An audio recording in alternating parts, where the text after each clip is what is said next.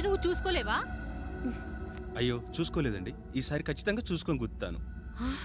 మీరు వెళ్ళండి.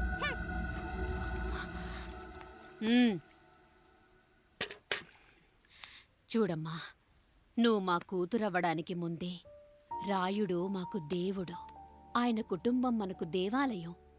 వాళ్ళు కొట్టినా తిట్టినా మనం అరవకూడదమ్మా.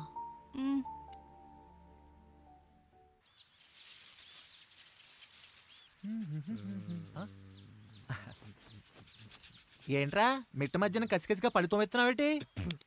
మీకేంట్రా పెళ్ళిళ్ళయ్యాయి? పెళ్ళి కానీ కానీ కానీ హే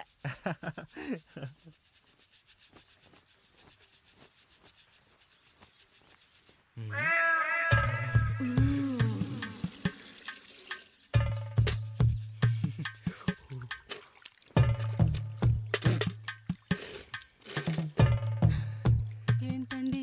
నీళ్ళు కావాలి.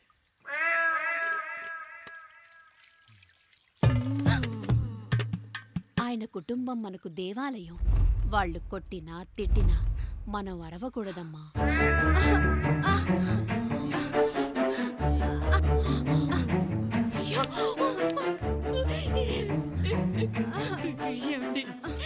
ఏదో ఒకటి చెయ్యండి మీరు. వద్దు పండు, పెద్ద ఆయన దగ్గర మాటొస్తూ. నేను చూడలేదు.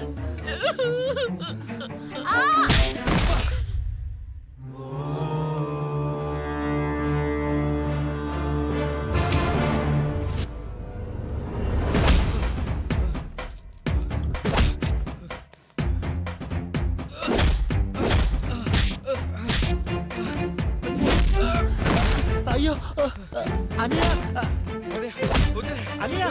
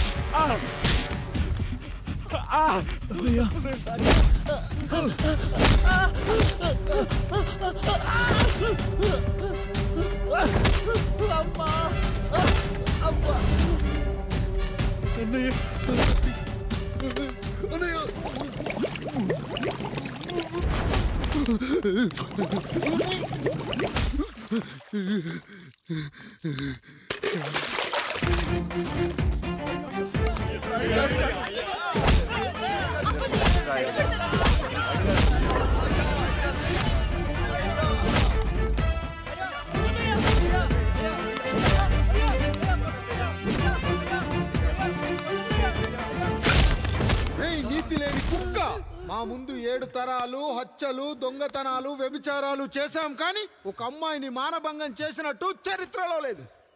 ఈ వంశంలో మొట్టమొదటిసారి ఎవ్వరూ చేయని పని నువ్వు చేసి గొప్పోడివైపోతే మేమంతా చూస్తూ ఊరుకుంటామనుకున్నావా?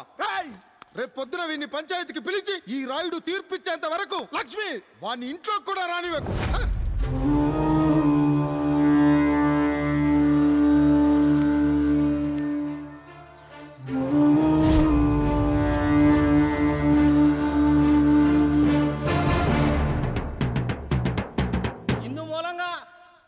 తెలియజేది ఏమనగా, పెదరాయుడు గారి కుమారుడు ఆయన తన ఇంట్లో పనిచేసే కాముడు కూతురుపై మానభంగ ప్రయత్నం చేసినందున రచ్చబండ దగ్గర తీర్మానం చేయబడింది.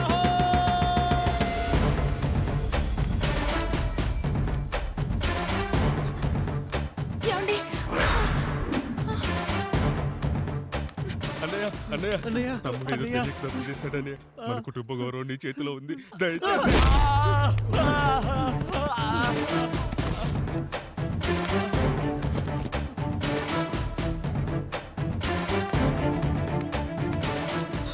అయ్యా అయ్యా, తీర్పిచ్చే ముందు ఒక్కసారి ఆలోచించండి అయ్యా. ఎంతైనా మనింటి బిడ్డయ్యా. అవునయ్యా, అన్యాయం జరిగింది మా బిడ్డకి. చిన్నబాబు ఏదో చిన్న తప్పు చేశాడని. మనుషుల్లో 2 రకాలు, ఒకడు రోడ్డు మీద వెళ్తూ పొరపాటున పేడను తొక్కింది పేడ అని తెలుసుకొని నీటుగా వెళ్లి కడుక్కుంటాడు, వాడు ఉత్తముడు.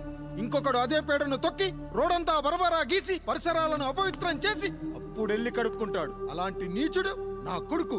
నేను మూడో రకం. తొక్కింది పేడ అని తెలిసి కూడా దాని వేలుతో తీసుకొని ముక్కుతో వాసన చూసి ఆ దుర్వాసన భరించి కడగాల్సింది చెప్పు కాదు, కడగాల్సింది పేడ అని తీర్పిచ్చేవాడే ఈ రాయుడు.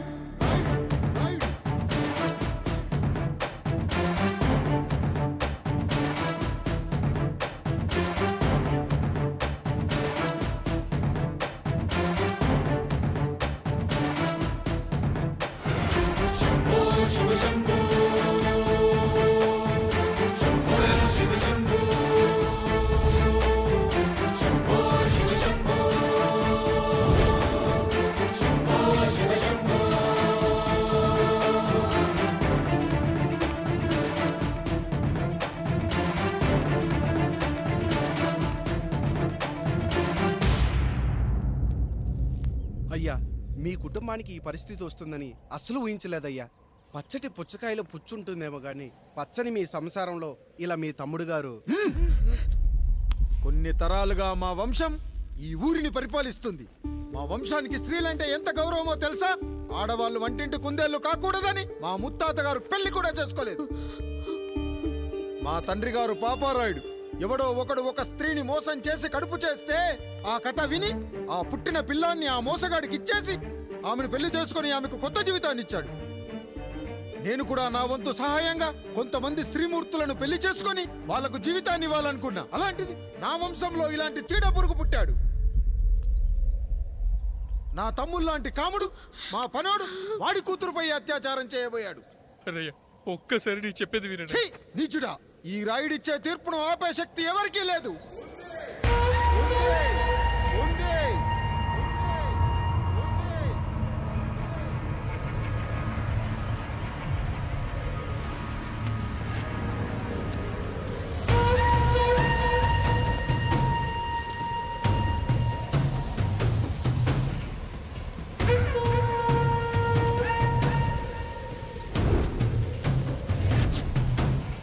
గుర్తుపట్టావా పెదరాయుడు?